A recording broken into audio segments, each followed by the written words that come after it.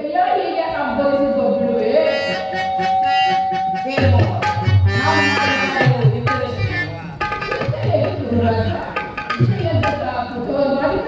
ಸೈನ್ಯ ಸಮೇತ ಹೊರಟರೆಂದು ಆ ದೂತನು ಸಮಾಚಾರ ತಂದನಲ್ಲವೇ? ನಾನು ಅದಕ್ಕಾಗಿ ಚಿಂತಿಸುತ್ತಿಲ್ಲ ಶಕ್ತಿ. ಈ ದುರ್ಯೋಧನ ಅಸಹಾಯ ಸ್ವರನು ತನ್ನೆರಡು ತೋಳುಗಳಿಂದ ಇಡೀ ಸಮಸ್ತ ಸೈನ್ಯವನ್ನೇ ಎದುರಿಸಬಲ್ಲಿ. ಆದರೆ ಜ್ಞಾತಿ ಹಿಂಸೆ ಸಹಿತಕರ ಉಚಿತ ಶಕುನಿ. ನಾನು ನಾದಿನ ದ್ವಾರಕೆಗೆ ಹೋಗಿದ್ದಾಗ ಯುದ್ಧವು ಅಧರ್ಮವೆಂದು ಕೃಷ್ಣ ಎಷ್ಟೋ ವಿಧವಾಗಿ ಮಾತಾಡಿದನು. ಆದರೆ ನಾನು ಅವನ ಮಾತನ್ನು ನಿರಾಕರಿಸಿದನು. ಕೃಷ್ಣನು ಕ್ಷತ್ರಿಯ ಜಾತಿಯ ನಮ್ಮ ಬಯಲು ಆತನ ಮಾತುಗಳ ಪರಿಗ್ರಹವೆಲ್ಲ ಬಿಡುವ ಸುಲಭನ.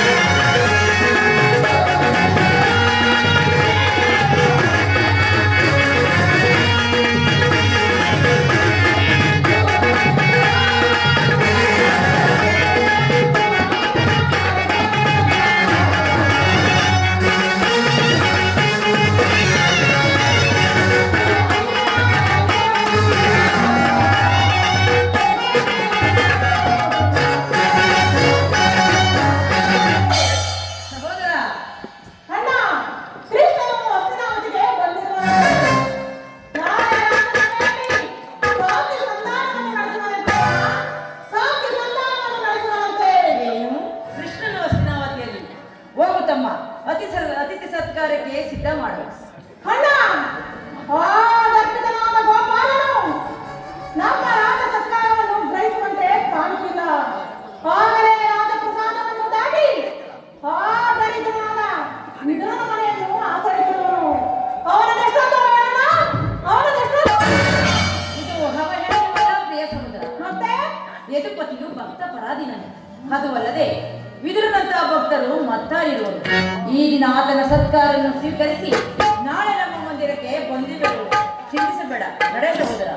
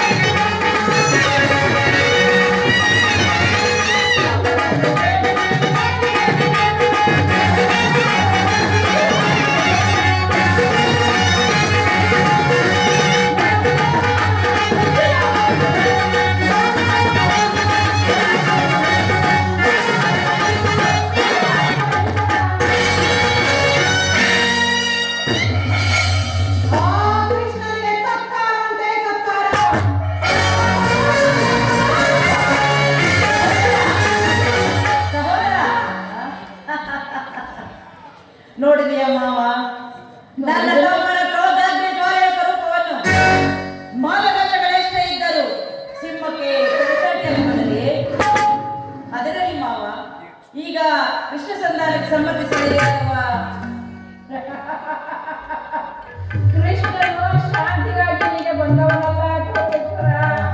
ಹಾಗಿದ್ದರೆ ಈ ಸಾರ್ವಭೌಮನ ವೈರ್ಯವನ್ನು ತೃಣೀಕರಿಸಿ ಆ ದಾಸಿಪುತ್ರನ ಮುರುಕು ಜೋಪಡಿಯಲ್ಲಿ ಆಚರಿಸುತ್ತಿದ್ದರೆ ಪ್ರಾರಂಭದಲ್ಲಿಯೇ ಸಹಿಸಲಾಗದ ಅಪಮಾನ. ಭಕ್ತಿ ವೈರಾಗ್ಯದಿಂದ ವಂಚಿತನಾಗಿರುವ ನೀನು ಈ ಅಪಮಾನವನ್ನು ಹೇಗೆ ಸಹಿಸಬೇಕು ಯೋಧನ? ಕೃಷ್ಣನಲ್ಲಿ ಇಷ್ಟೊಂದು ದ್ವೇಷವೇಕೆ ಸಿಕ್ಕಿ? ಕೃಷ್ಣನು ಕ್ಷತ್ರಿಯ ಜಾತಿಯ ಕಳಂಕ ಸ್ವರೂಪನು. ಭರತ ವರ್ಷದಲ್ಲಿ ಕ್ಷತ್ರಿಯರನ್ನೇ ನಿರ್ಮೂಲನ ಮಾಡಲೆಂದೇ ಆತನು ಅವತರಿಸಿದವರು.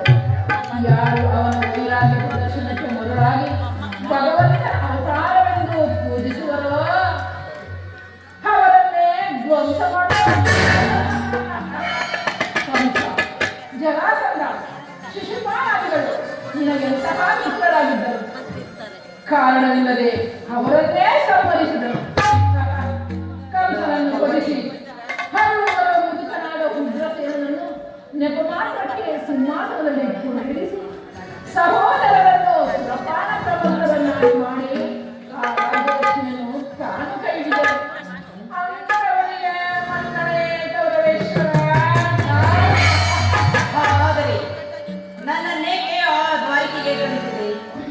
ಆ ನನ್ನ ಗೋಪಾಲ ಮನೆಯ ಬಾಗಿಲಲ್ಲಿ ಸಹಾಯವನ್ನು ಬೇಡುವುದು ಈ ದುರ್ಯೋಧನಿಗೆ ಉಚಿತವಾದ ಕಾರ್ಯವೋ? ಅದಕ್ಕೊಂದು ಉದ್ದೇಶವಿತ್ತು. ಅದೇನು ನಿನ್ನ ಉದ್ದೇಶ? ಅವಳ ಸರಿತು ವಂಶದ ಅಲ್ಲನ್ನು ಕಿತ್ತವಲ್ಲ, ಅದರೊಡನೆ ಸರಿಸುವಾಗಬಹುದಾಗಿದೆ.